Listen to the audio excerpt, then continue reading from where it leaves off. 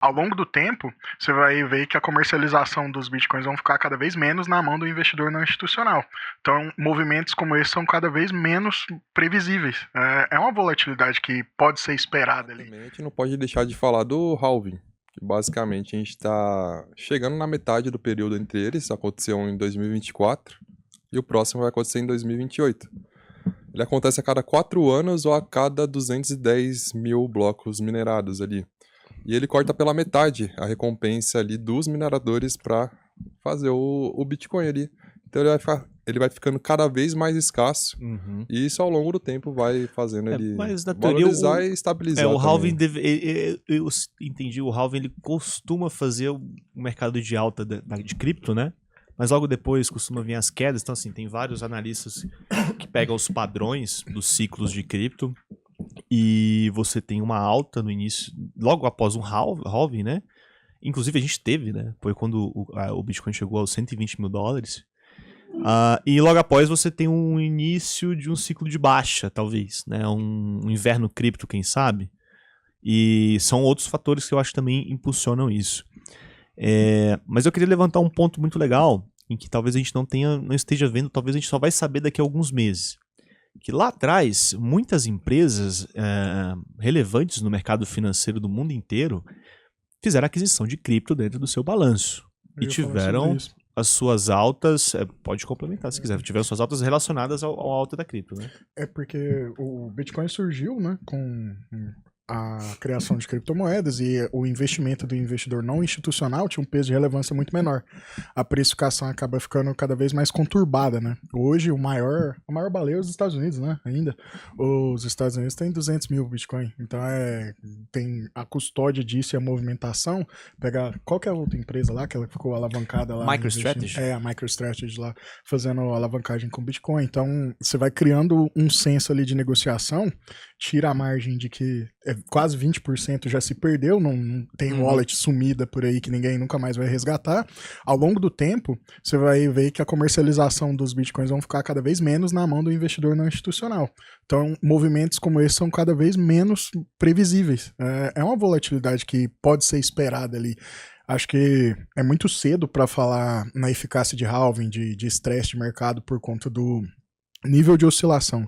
O fator que o Bitcoin não experimentou ainda é o tempo, né? Então você não tem um ciclo exato ali, não tem uma precificação exata que você pode trazer para o ativo, logo você não pode esperar os outros indicadores funcionar de uma maneira normal. Eu acho que o incremento também do institucional, esse é um ponto importante que você citou. Se a gente for pegar ali nos últimos 5, 6 anos, a gente não tinha a presença de institucionais relevantes no mercado de cripto. Então a gente tinha muito essa barreira, né?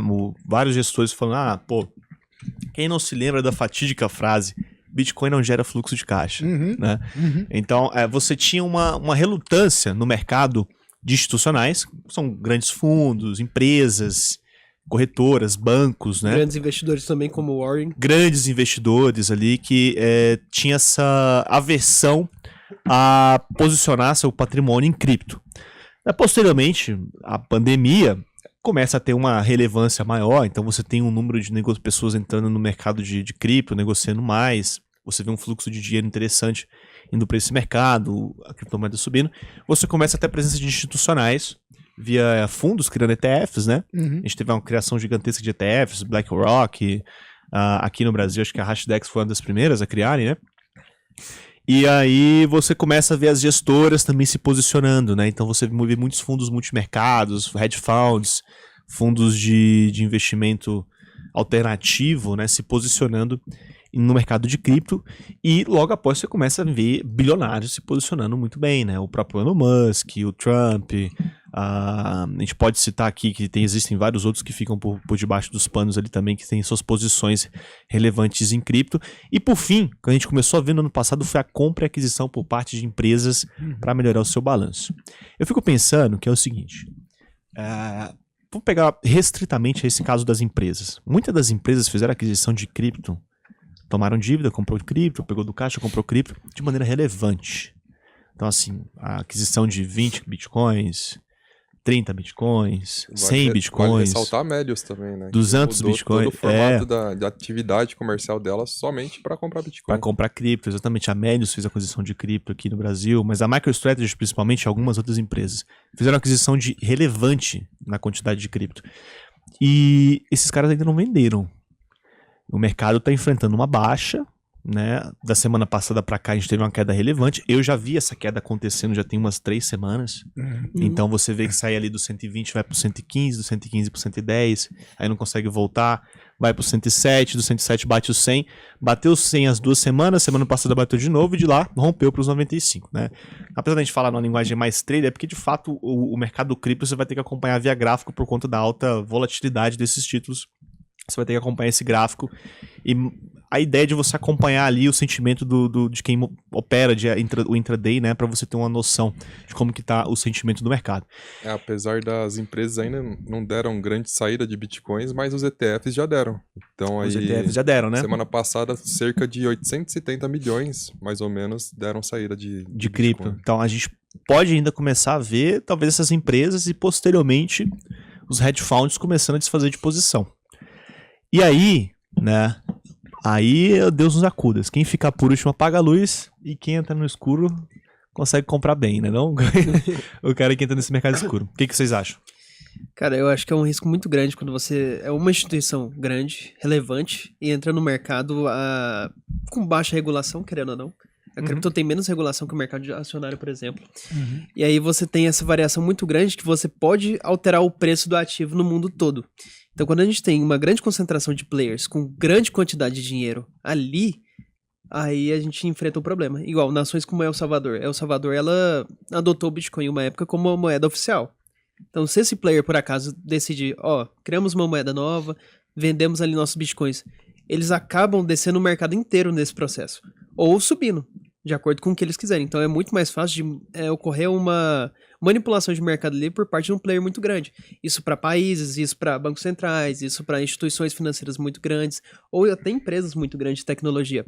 Então a gente enfrenta um mercado tão volátil e tão perigoso por concentração que eu acho que a economia mundial está fugindo para outros ativos. Não que o Bitcoin vai se desvalorizar para sempre, mas que ele vai ser um pouco menos valorizado do que a gente esperava nesse curto prazo. Mas é um pouco do que eu falei, né? Não tem uma precificação exata. Não tem como você estabelecer o valor ainda do Bitcoin, porque ele não se provou. Ele não tem um encaixe ali. Justamente pelo fato de que Você acha que não se provou? se provou num valor estabilizado. Falar assim, acho que e nunca vai não. acontecer. E nunca vai acontecer, porque o peso que alguém pode comprar em comparação com um investidor único é muito baixo. Mas é o que acontece com dinheiro. Por exemplo, nós temos muito menos dinheiro em reais do que quem tem 1 bilhão. Então, o cara tem um poder de compra com 1 bilhão que ele pode olhar um certo ativo do mercado e falar, pra mim não é caro, pra gente isso é absurdo. Então, se você mantém essa mesma linha de proporção ao longo do tempo com criptomoedas, mesmo que um país derrube ou levante o preço, o cara que tem 0,1 lá, ele tá indo atrás dessa oscilação. E aí ele tem o poder de opinião junto com as pessoas. Então, é muito complexo isso. Acho que, como um ativo, o ponto mais importante é o quanto ele rege o seu portfólio. Porque se por um país lá ele entra com uma infraestrutura de caixa e você consegue fazer a equação fechar ali, beleza. Agora pro investidor não institucional, 70% do patrimônio em cripto, por exemplo, aí é ridículo, né? Não dá pra você ter uma ideia de pra onde o seu dinheiro vai. Então, exato. E pro bilionário, não tem gestão. Por exemplo, você vai entrar numa Apple da vida. O bilionário, ele, pra conseguir 5% da Apple, se ele tiver esse patrimônio, ele vai ter que declarar nos Estados Unidos, vai ter que ver com a SEC, vai ter que avisar o Fed, vai ter que entrar em contato com várias instituições, avisar para o mercado antes, e tem toda uma regulação ali. Se ele quiser pegar 1 bilhão e tacar em Bitcoin, ele compra. E aí, se tiver liquidez, compra. Se tiver liquidez, ele compra. Ele faz uma operação em várias corretoras, ele consegue angariar no mercado, e aí ele faz o que ele quiser com esse dinheiro. Então a gente não tem uma regulação e não tem um vigia para isso. Se você tem um BitDoll, você vai comprar um BitDoll em cripto?